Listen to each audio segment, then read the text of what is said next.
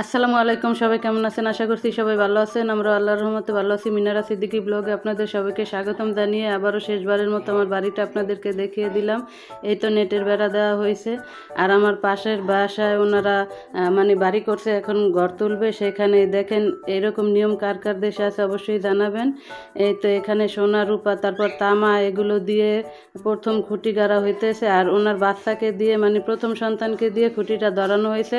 মিলাদ পড়াইছে, মিলাদের পরে এখন এই তো খুঁটিটা গাড়া হইতেছে, তারপরে ঘরটা তোলা হবে। কার কার বাড়িতে এরকম নিয়ম আছে সবাই অবশ্যই জানাবেন।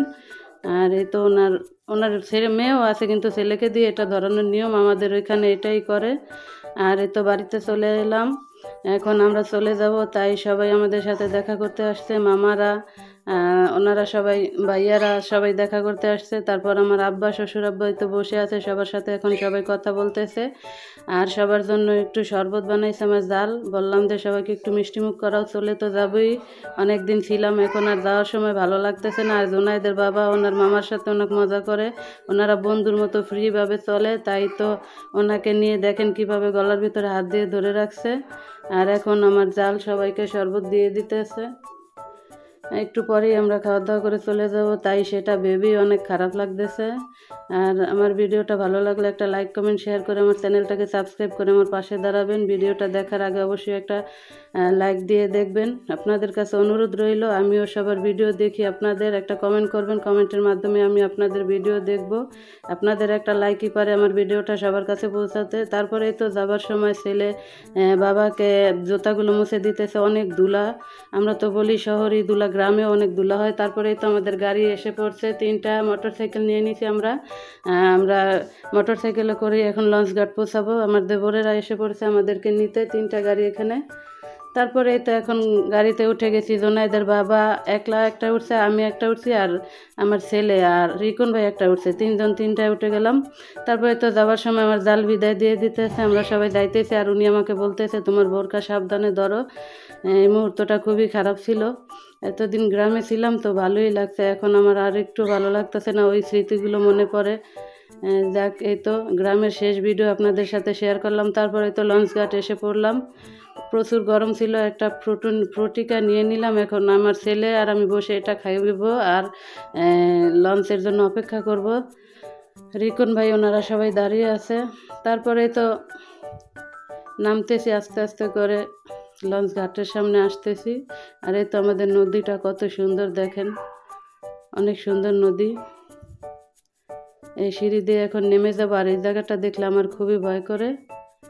এখন লঞ্চের জন্য অপেক্ষা করব। অনেক মানুষ, আমার লাইফে আমি এত মানুষ দেখি নাই, প্রচুর মানুষ। ঈদের এতদিন পরে এসেও এত মানুষ।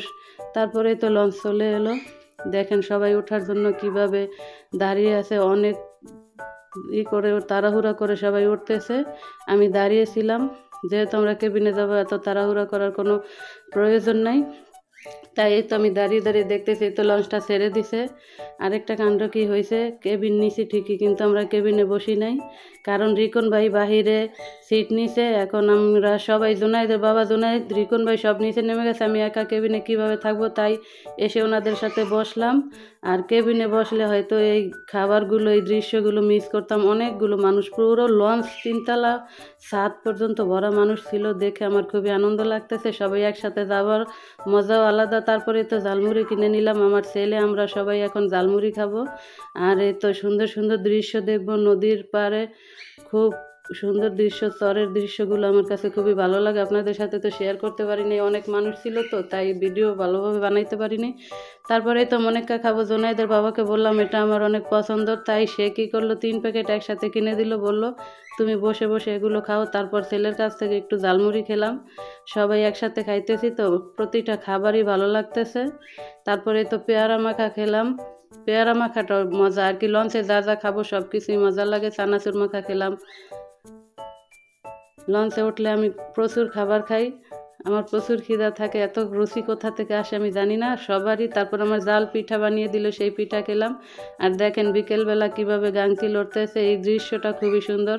হয়তো আর শেয়ার করতে পারবো না, আবার কখন যাই জানি না। তারপরে তো ডিম দিয়ে পেয়ারা মাখার জল দিয়ে অনেক স্পেশালভাবে বানিয়ে এটা খেলাম, খুবই মজা হয়েছে। এটা আমার কাছে অনেক ভালো লাগছে। এই ডিমটা আমারটা দেখে আরও পাশের অনেকে কিনছিল, আর সবাই খাইছে। তারপরেই তো এখন সকাল হয়ে যাইতেছে, আমরা এখন বাড়িতে চলে আসব। পাশে আর একটা লঞ্চ। তারপরে তো বাড়িতে চলে আসছি, আমার ঘরটাকে একটু ভিডিও করলাম, মেয়ে বেডশিটটা চেঞ্জ করতে সেটা দেখলাম, আপনাদের সাথে শেয়ার করলাম। আমার মেয়ে এমনই কয়েকদিন পর পর বেডশিট চেঞ্জ করে, মানে অনেক গোছালো, সব কিছু গুছিয়ে রাখে। আর আমি আমার চেরি ফুল গাছটা আবার দেখলাম ঠিক আগের মতো আসেনি। মেয়ে বললো আগের মতো থাকবে না, কেউ ধরবে। তারপর এই তো গত বছরের খেজুরের রস আমার শাশুড়ি ফ্রিজে রেখে দিছিল, সেটা এনে খাইলাম। আর এই তো নাস্তা করলাম সকালের, মা বউ আর শুটকির ভর্তা, কালিজিরা ভর্তা বানিয়ে রাখছিল, সেটা দিয়ে এখন বিকালবেলা হয়ে গেছে। সবাই আসছে আমার সাথে দেখা করতে, কারণ ঈদের পরপর চলে গেছি, ওনাদের সাথে দেখা করতে পারি নাই। তাই ভাবলাম ঈদের একটু ফিল নেই, সেমাই রান্না করছিলাম সবার জন্য, মেহমানদের জন্য। অনেক মেহমান আসছে, ওনারা তো ক্যামেরার সামনে কেউ আসে না। তারপরে তো একে একে সবাইকে সেমাই দিয়ে দিলাম। আমরা সবাই একসাথে চা সেমাই এগুলো খেয়ে নিব। জানু আপা ছিল সাথে, জানু আপাকেও দিলাম। রিপা আসছিল, রিপার আম্মু, রিপার ভাই, অনেকে আসছিল। সবাই এখন একসাথে খেয়ে নিতেছি।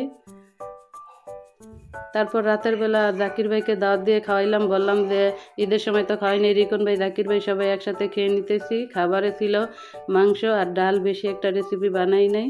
আজকের ভিডিওটা এইটুকুই। সবাই ভালো থাকবেন, সুস্থ থাকবেন, আল্লাহ হাফেজ।